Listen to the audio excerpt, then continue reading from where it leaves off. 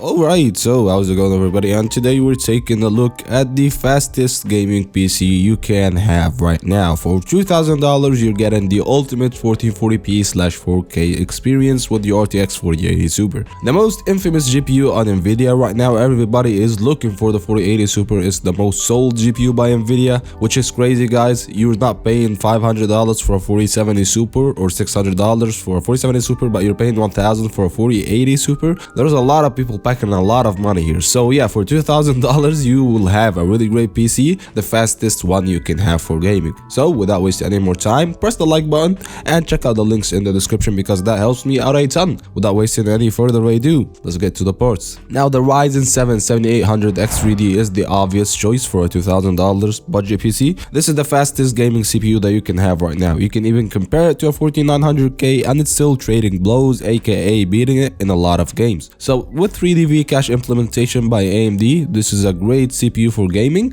It's got the upgrade path of course to the next gen CPUs by AMD and an 8-core 16-threaded CPU for around $390 to $400. It really gets the job done in my opinion, and I have one myself but I haven't built the PC around it yet, so it speaks true to how good it is. The board, we're looking at the B650 MDS3H board. This is from Gigabyte. It's got all the bells and whistles. It supports the next gen Ryzen CPUs, the ones that will draw more power than the previous ones, of course, the older ones. And yeah, it's got solid VRMs. You can do overclocking. You have 4 RAM slots. You have PCIe 4.0 and the RAM support is around 7000 MHz when it comes to frequency. So it's a pretty well built board in my opinion, and it's a good board for the price. The RAM, we're looking at 216 gigs DDR4 6000 MHz RAM. I believe DDR5, I said that wrong, but yeah, 32 gigs is the way to go for gaming, video editing, you name it. If you really need more RAM, you can go with 64 gigs, but I'd really leave that to you. But as far as gaming goes, you can get away with 16 gigs. It's just we're going with 32 gigs because you have the money to do so. And RAM is cheap right now. It's getting up in price, but as the time being, it's still for a good value. The SSD, we're looking at a 2TB M.2, a PCIe 4.0 SSD. It depends on what you can find because as I told you, RAM and SSD prices keep going up in price. I don't know why. So yeah, this is basically what you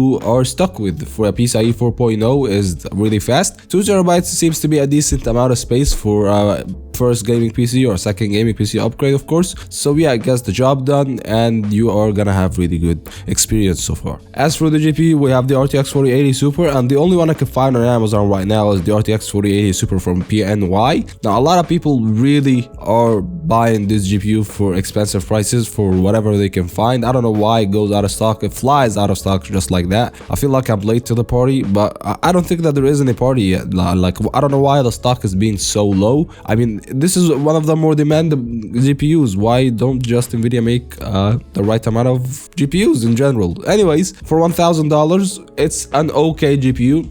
Being the fastest, being the way the market is, it's around the same price of the 7900 XTX. So you're getting around the same performance, you're getting the Nvidia capabilities, you're getting around 60 gigabytes of VRAM if I'm not wrong, and this is even faster than the RTX 4080, which was already good. So yeah, for as things stand right now, I don't think that there is much of a competition from AMD themselves, and I don't think Nvidia has any other more intriguing option for that price other than the RTX 4080. You can get the RTX 4080 non-super, you know, for around the same price if you could find it for under $1,200. If you find it for like $1,100 or something, I guess it could make a good value for the money. But yeah, the RTX 4080 Super is a GPU that really speaks for itself. The case we're looking at the NZXT H6 Flow RGB, so it's got the RGB fans. It's the brand new case from NZXT. It's got a lot of positive reviews, got really good airflow. It will support our PC just fine. So yeah, it gets all the boxes ticked by it, you know, and yeah, I really like the way this case looks.